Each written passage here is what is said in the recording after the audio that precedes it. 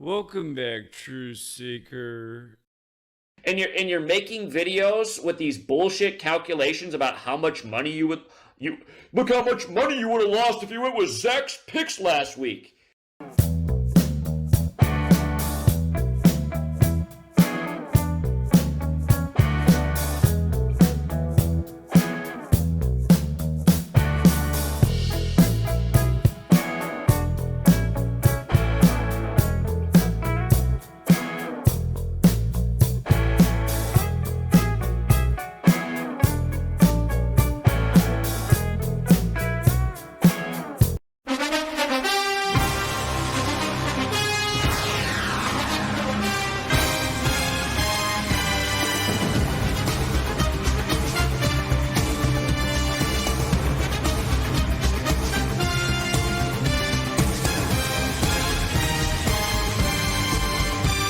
Once again, they've structured the game so the 35 can play either way. Lamar Jackson is on 35 all-time road wins, but 34 regular season road wins. So he can either stay on 35 or pick up the 35th in the regular season. If memory serves me, that all-time has been the more potent one. And that's where the value would be if he got upset. If he did like the Dolphins' possibility of upsetting, it's not as valuable, but they could definitely be taken with the points. I do see a narrative for a 4-point game on both sides tonight. But remember, there are other numbers that can matter on Thursday as well. One of those numbers is 99. Jupiter equals 99, what Thursday is named after. Miami also likes 99. And if Miami upsets tonight, they're going to be 9-9 versus the Ravens and 7-4 at home all time. Miami Dolphins is 74, staying on 4 losses. Excuse me, I said all time. That's in the regular season. That'd be the regular season record. The all-time record, if the Ravens got upset, they would fall to 11-9 versus the Dolphins. Like Dolphins equals 119. So you look at the head-to-head category, definitely a narrative for a Dolphins upset. Lamar Jackson, as we know, the 35 can play either way. If he did lose, he would stay on 74 all-time wins. Miami Dolphins 74. He comes in on 40 wins. We know TNF is 40 and 41. Baltimore is also 41 if he got that 41st win. The Ravens, if they won by 9, they would be negative 27. That could be a real safe play, I think, with the Dolphins. The Dolphins at plus 9.5 for week 9 in case it did start with a 9-point game in week 9. I could totally see that. That would be the ultimate safe play tonight. Miami at plus 9.5. Yeah, the Dolphins, if they lost by 4 tonight, they would be negative 45. Miami's 45, Buffalo Bills is 45, and that's who they play next. Dolphins have been showing some signs lately. Dolphins just had the big win over the Falcons, a defense that hadn't given up much at all this year. One of the stingiest defenses in the league. Dolphins just put up 34 on them, and the Ravens defense hasn't been good this year. So there could be some scoring by the Dolphins tonight. So, yeah, my thought right now before we open the lines is you want to go real safe on the actual game. I think Miami at plus 9.5. I could see a 9-point game in week 9. I can also see those 4-point games. And the Dolphins do have plenty of narrative to upset. Like I said, the records against each other. Yeah, you look right here in this category. This is all Miami. Every narrative here says Miami can do it. And you can always take them with the points. And like I said, extra safe to me would be just tease them up to plus 9.5. How about shut the fuck up, morons? I'm not wrong about anything. Yeah, my trolls out there, they always love to highlight the things I get wrong. And of course, we have the one guy that screen records everything and he tries to make collages of things that are wrong. And you know when he's editing, he has to cut out so many things that are right, so many amazing calls. Bullshit. Hey, loser, how many straight days have I called the exact score of a hockey game? Probably none of them. And by the way, asshole, the 4 games I liked in week 7 all hit. He tried to make it look like we had a bad NFL week 7. There were 4 games I liked. They all hit. And this is what he does. It's really hard for him to admit that he's wrong. Look how bad his week 7 was. In what world was it bad? Not if you listen to what I said. You pretty much went 4-0. It's pretty much what you did. Just total scammer. Total liar. I don't know how he has any supporters. I mean, you talk about really dumb people. The Bears and the Bengals, it looks a bit tight. You know what? The one thing that I'm doing with the point differentials, as I go through the point differentials every week, I just see the same things in so many games. The team is on the point differential that connects with the team they're coming into play. So if I see something in the point differential that would make sense with these teams' next week opponent, that's really what I'm jotting down, because that seems to be the most consistent thing you can dial in with where these scores are going. Sometimes it is the immediate game, but more often than not, it's lining it up for who they play next. Like, for example, in this Bears-Bengals game, something stands out here. If the Bengals lost by 2, they would face the Steelers next, -81. And the Steelers do like 81. If they only lose by 2, they cover the spread. And in light of this double connection to 4-date numerology and week 9, where 9's the 4th composite, I think a lot of teams, we could see a number of 4-point games this week. I think that's very possible. Bengals do have a narrative to upset as well, but I'm thinking they don't lose by more than 4. If I did play this game, I would be inclined to take the Bengals plus 4.5. They could become 4-5 with an upset. Bears do like 45, get the 4th win on the 4-date. Flacco, it's not certain that Flacco's going to play, but the headline said he feels good but is questionable. If Flacco's in there, it does increase the odds of the upset for the Bengals versus the Bears. For the 40-year-old Joe Flacco playing with a bum arm. 2nd and goal. Flacco, end zone, touchdown! Yossi Bush! Oh, no! Oh, no. Oh, no! Oh, no. Oh, no! If this ball is completed or the clock is running. Williams slings it. Williams! Loveland bangs off his man! He's gonna score! Home! Colston Loveland in a jaw-dropper! Oh, yeah! I'm not a greedy person. I don't say, here, to get my sports picks, you got to pay $500 a month, even though they're worth that. You know, they're worth that. The Panthers and the Packers, but the Packers should win this game. The question is, do they cover that 13.5-point spread on a 13-date numerology? This has come up probably at least 3 times since this movie came out, Black Panther, a 2-1-6 ritual with a Panthers game.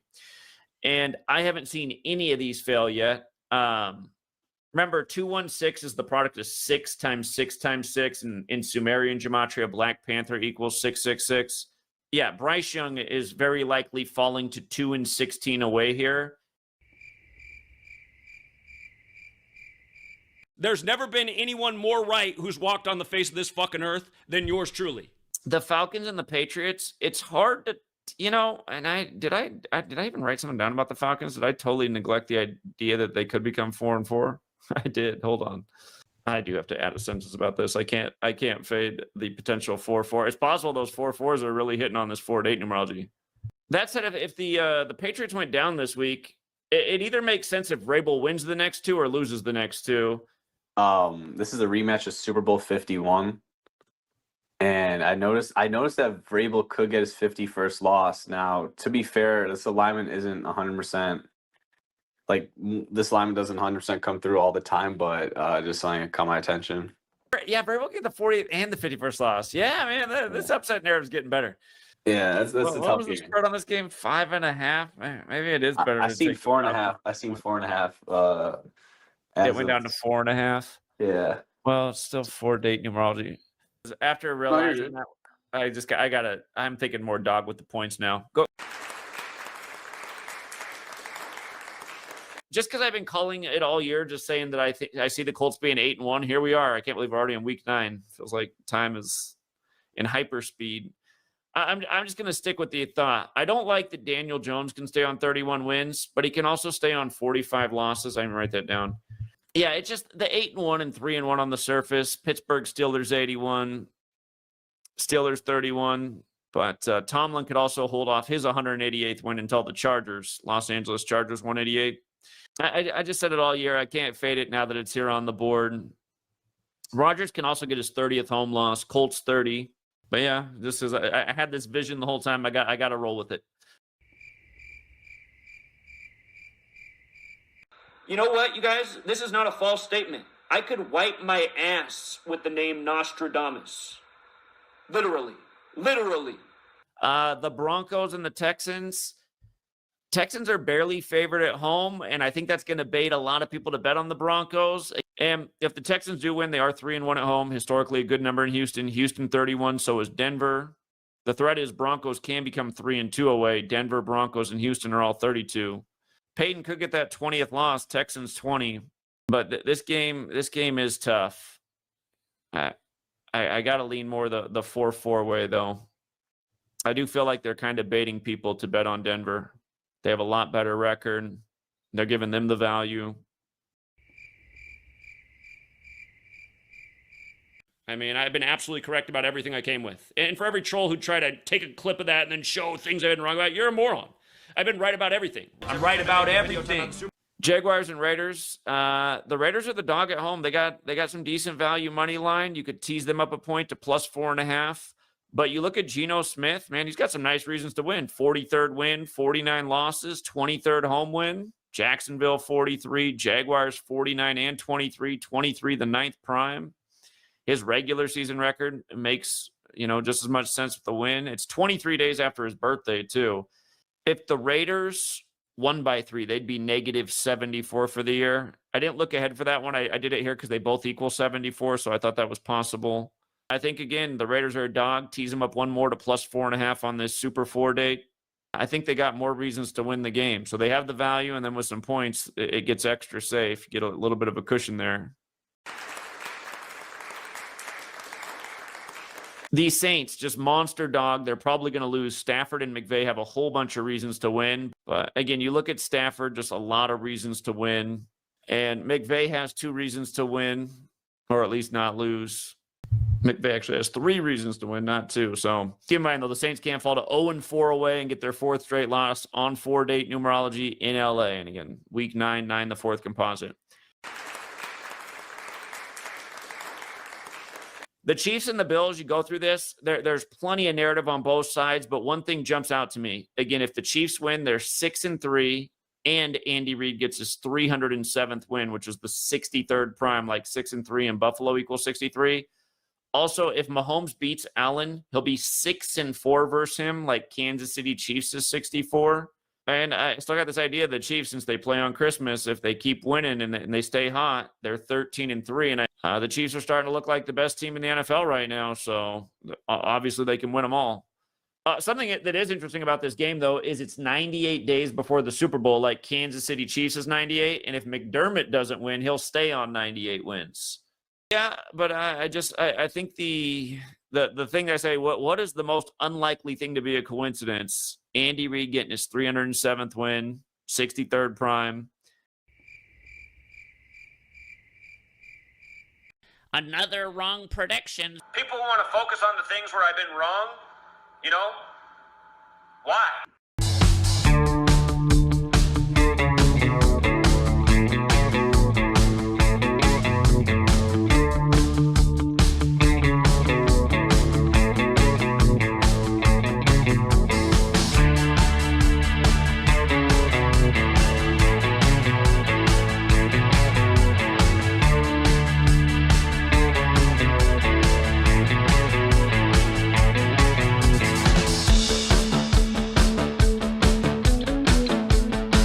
And the Seahawks and the Commanders, Sunday Night Football. Again, you can always use those league-wide clues going into Sunday Night Football. It's just 42 in the Commanders has been the king, and Darnold can get his 42nd all-time loss. He'd also get his 23rd all-time road loss, the 9th prime. So to me, I got to lean that way. And Commanders are dogs at home. You tease them up 1 to plus 4.5. Probably not a bad idea. Dan Quinn, though, can get his 59th win on the day, leaving 59 days left in there. He used to coach the Seahawks. He used to also coach in Atlanta, Georgia, 59 lands. Yeah, I can't go against the 42, though. We saw Herbert get his 42nd loss versus the Commanders. That 42 definitely plays. Seattle right back at it. Darnold 9 of 9 on the night. Takes another shot. And it's caught by Arroyo for the touchdown. Uh-oh. We're in big trouble here. Indeed. Game right now.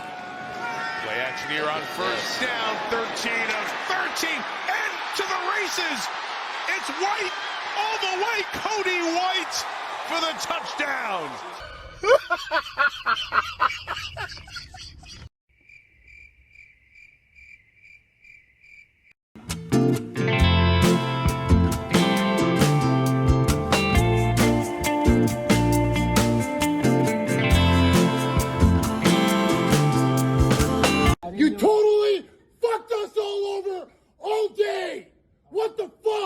Another challenging day in the NFL. That's an understatement.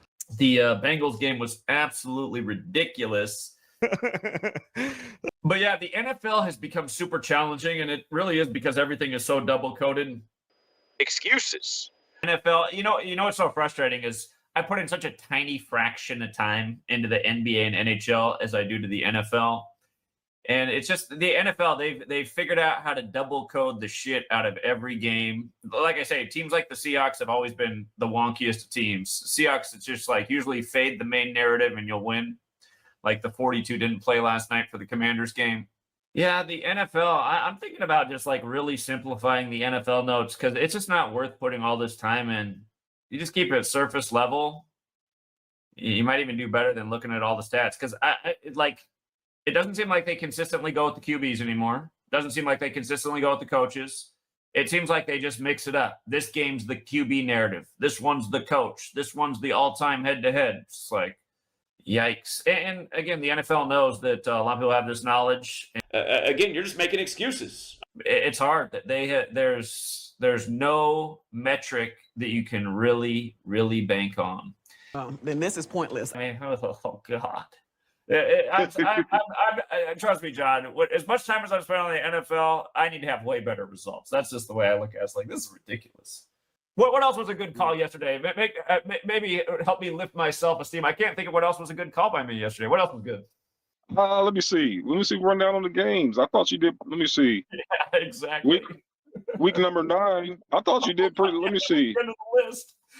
Oh man, I expected to do a lot better. But hey, if anybody else can think of this, the Falcons Patriots. The Falcons Patriots. You called the upset, but you said if you took the points, so you would. That's a winner if you took the points with the Falcons. Oh yeah, but that's not a great winner. But yeah, it did make sense with the points. You called the Rams Saints. Well, good God, what were they? A 2-touchdown favorite? That's what I mean. There was a lot to be desired about Week 9. Monday Night Football. Cardinals without Kyler Murray. I've been thinking about how JFK has been a theme in sports, especially with championships in recent years. He was the 35th president, killed in Dallas in November. You can see both teams are 3-5 if the Cardinals upset as a 3.5-point underdog. I never trust the Cowboys. They do have the 33 on their side, though. That is the number I typically go with.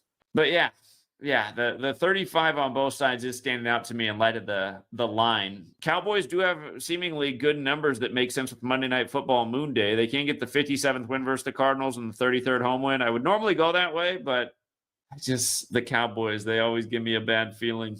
One of the biggest concerns for the Cowboys is Dak could stay on 81 wins. Cardinals 81 has a square root of 9. Hey, how do you feel about 3 bird teams on prime time to go 3-0? Ravens won Thursday night. Seahawks won last night. Yeah, that's a great observation. Cowboys equals 30. Right. With the points, still be smart though with that 33 on the board. I do think if you take the Cardinals tonight, you should take those points. Maybe even tease them up to +5.5 on the 5-day. You have to be real selective at this day and age because they have made this so much more challenging than it used to be. It's just like I wouldn't even be thinking twice about 33 with the Cowboys tonight 10 years ago. I know it'd be coming in. Like I saw that number fail like one time in the first 20 times it came up, but now it fails a decent amount. The Cowboys, though, I think if you do play the Cardinals, it's better to take those points because the Cowboys do have that 33rd home win right there on the board, and historically that is the number that's won the most on MNF. But again, it's not nearly as consistent as it used to be. And then he's always doing his false math for how much money you would have lost, which is total BS.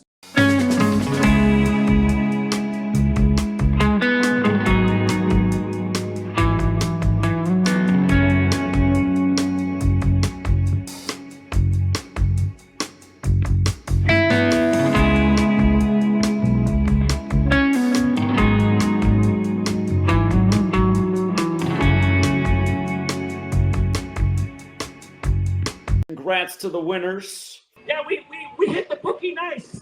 I'm fleecing people. What a disingenuous statement. The only people who don't make money off this knowledge are dumb people. Point blank, period.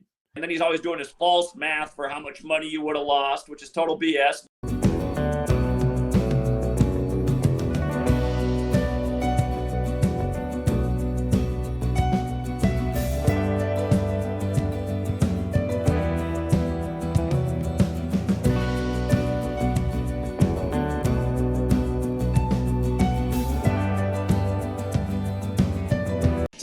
Congrats to the winners. Yeah, we hit the bookie nice. Yeah, always shit talkers in the chat too. Thanks for the 50-50 picks. They've never been 50-50 picks.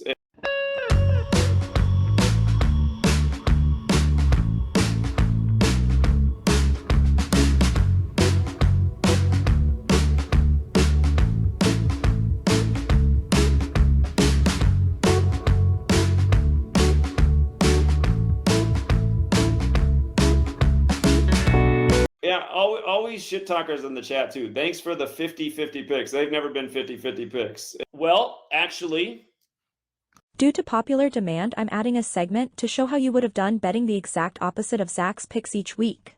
Here's how you would have done in week 9.